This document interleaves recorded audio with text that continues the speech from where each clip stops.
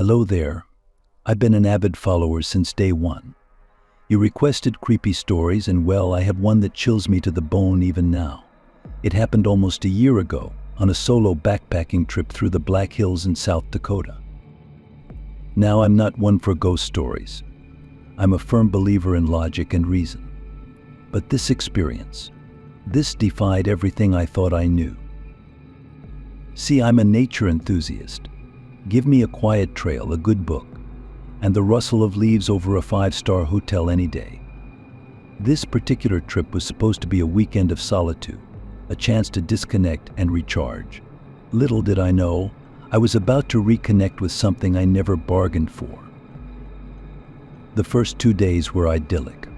Crisp mountain air, vibrant foliage, the occasional deer sighting. I camped by a crystal-clear stream, tucked away in a secluded valley marked on my map as Deadwood Gulch. The name seemed a bit much, but hey, explorers gotta explore, right? The nights were spectacular. A million stars were plastered across the inky black canvas, the only sound the gentle gurgle of the water. On the third night, however, things started to get weird. A low, mournful howl tore through the stillness just past midnight. It wasn't a coyote. Something about it felt older, deeper. I brushed it off as a particularly dramatic owl, zipped up my sleeping bag a little tighter, and tried to get some sleep. The wind picked up around 2 a.m., whipping through the trees like a banshee. My tent, usually a haven of comfort, began to feel flimsy and exposed. A sudden gust tore at the corner, nearly ripping it loose. I scrambled out, fumbling with the guy lines, my heart hammering against my ribs. As I secured the flapping canvas, a flicker of movement caught my eye in the distance. A dark shape, barely discernible in the moonlight, stood motionless at the far end of the clearing. It was too far away to make out details, but it seemed tall, unnaturally tall. For a long moment, we stared at each other. Every primal instinct in me screamed danger. The hairs on my arms stood on end, a cold sweat slicking my skin. Then, just as abruptly as it appeared, the figure vanished, gone, like a wisp of smoke blown away by the wind. I stood there, frozen for what felt like an eternity. Finally, shivering uncontrollably, I retreated back into the tent. Sleep, of course, was out of the question. Every rustle of leaves, every creak of a branch sent shivers down my spine. Dawn couldn't come soon enough. The first rays of sunlight filtering through the trees were a welcome sight. Relief flooded me, washing away some of the terror that had gripped me all night. The reason kicked back in. It was probably just a bear, a large coyote, something explainable. Stiff and sore from lack of sleep, I packed up camp quickly. The clearing looked different in daylight, less menacing. The figure from the night seemed ridiculous now, a trick of the wind and shadows. Shaking my head at my own overactive imagination, I continued my hike deeper into Deadwood Gulch. The trail narrowed, sunlight barely penetrating the thick canopy overhead. The air grew heavy, almost suffocating. An unsettling silence hung in the air, broken only by the occasional snap of a twig underfoot. I quickened my pace, eager to get out of this oppressive atmosphere. Suddenly, the trail ended. Abruptly. There in front of me was a sheer rock face, smooth and impassable. Panic clawed at my throat. My map clearly showed the trail continuing through the gulch. Confusion turned to cold dread as I retraced my steps, searching for any sign of a turnoff I might have missed. Nothing. It was as if the trail had simply disappeared. Hours bled into one another. Exhaustion gnawed at me, thirst a growing torment. The once vibrant forest now seemed to mock me with its dense, unyielding embrace. I was lost, hopelessly lost, and a primal fear, the kind that comes with the realization of utter helplessness, took root in my gut. Just as despair threatened to consume me, a sound reached my ears, a faint rhythmic tapping, like a hammer striking wood. It came from somewhere ahead, a barely audible echo in the stillness. Hope, fragile and flickering, ignited within me. Sound meant someone, maybe even a way out. Ignoring the ache in my legs, I stumbled towards the source of the tapping, the sound growing with every step. The tapping grew louder, more distinct now. It sounded hollow like wood hitting metal. My heart pounded a frantic rhythm against my ribs, a mix of fear and desperate hope warring within me. Pushing through a curtain of low-hanging branches, I emerged into a small clearing and froze. There in the center stood an abandoned mine shaft. A rickety wooden headframe loomed overhead, a rusted cable dangling precariously down the dark opening. But it wasn't the dilapidated structure that sent a fresh wave of terror crashing over me. It was the source of the tapping. A figure stood hunched over the opening, its back towards me. It was tall, impossibly tall, even from a distance. It wore what looked like a tattered miner's uniform, dust-caked and faded. The rhythmic tapping continued, the figure's arm rising and falling mechanically. But the most terrifying detail wasn't its height or ragged clothes. It was the head, or rather the lack of it. Where a head should be was only a gaping black hole, a void that seemed to absorb any light that fell upon it. A cold tendril of dread snaked down my spine, chilling me to the core. Panic threatened to paralyze me, but the thought of being lost in the woods forever spurred me into action. I took a tentative step back, then another, willing myself to move silently. I had to get out of there, away from that thing. As I retreated, a twig snapped under my foot. The tapping stopped.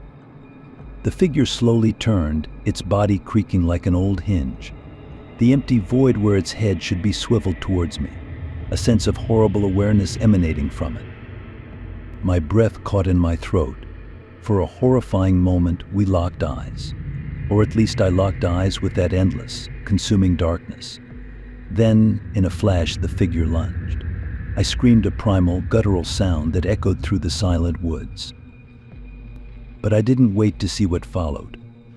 Adrenaline pumping, I turned and ran. I didn't care where my feet took me, as long as it was away from that monstrosity.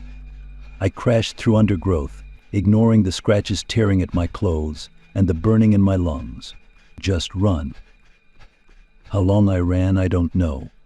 Time seemed to lose all meaning. Finally, gasping for breath, I stumbled into a clearing, and everything stopped. Finally, I found the familiar trail I'd been on before. The trail that led out of Deadwood Gulch. I had escaped. But the memory of that empty-headed figure, its chilling presence, will forever haunt me. What was it? A vengeful spirit, a creature from beyond the veil? I don't have the answers. One thing is for sure, I won't be going solo backpacking again.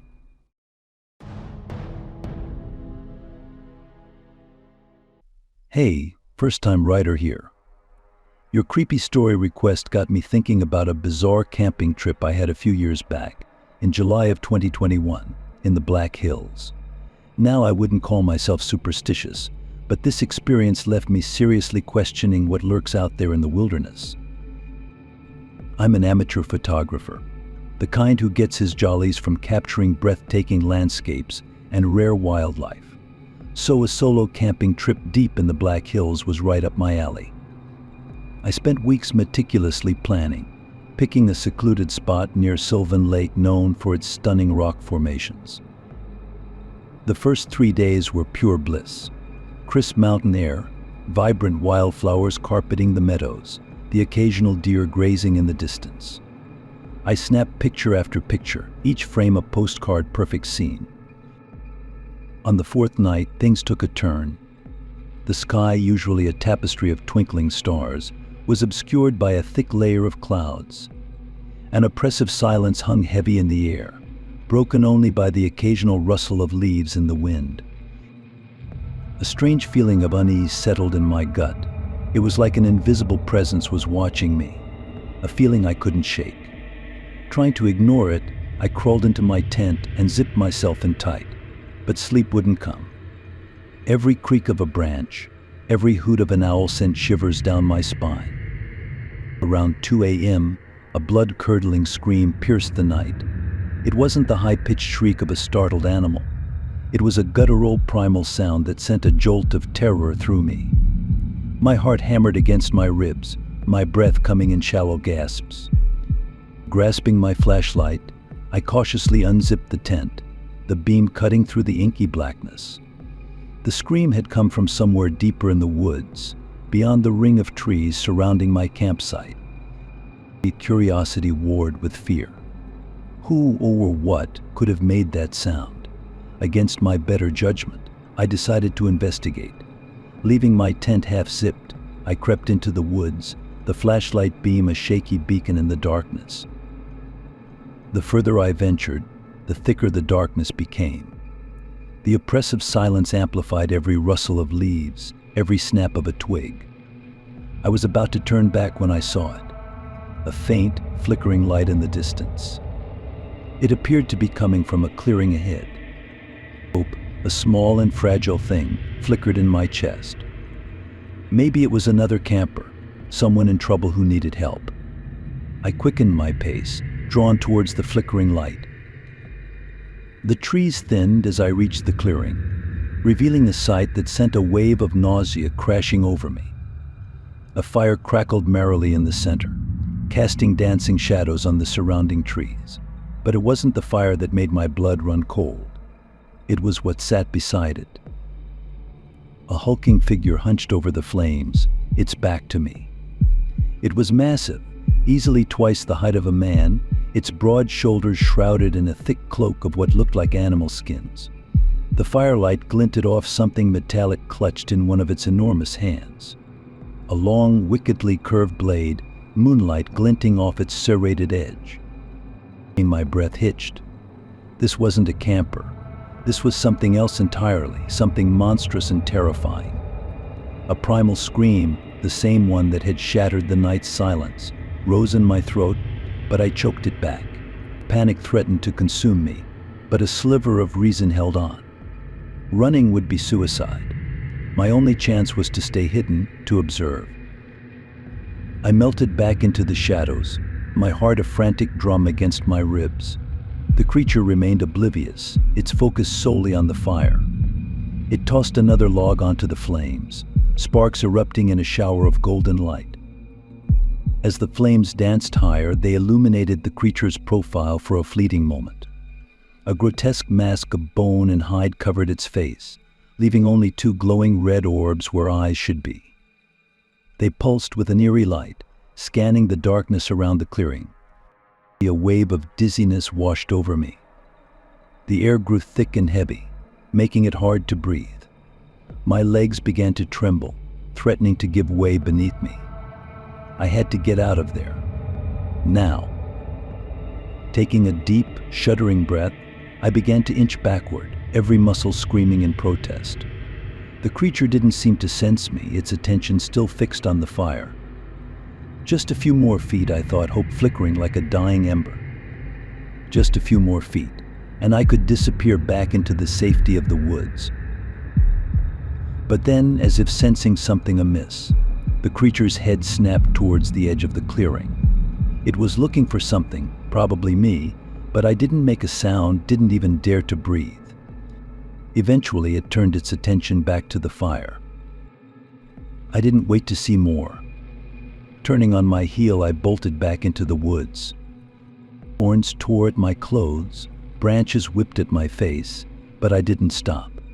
My only thought was escape, to put as much distance between me and the figure as possible. I didn't care where I was going, as long as it was away from that clearing, away from whatever dark ritual was taking place within the stone circle. After what felt like an eternity, I burst out of the woods, collapsing onto the familiar ground of my campsite. My lungs burned, my heart hammered against my ribs, but I was alive. The tent zipper lay forgotten, half open, but everything seemed undisturbed. Gasping for breath, I scrambled back inside, zipping myself in with a frantic urgency. Sleep was out of the question. All I could do was lie there, in the suffocating darkness, the image of the figures and the glowing stone circle replaying in my mind. The rest of the night stretched on in an agonizingly slow crawl.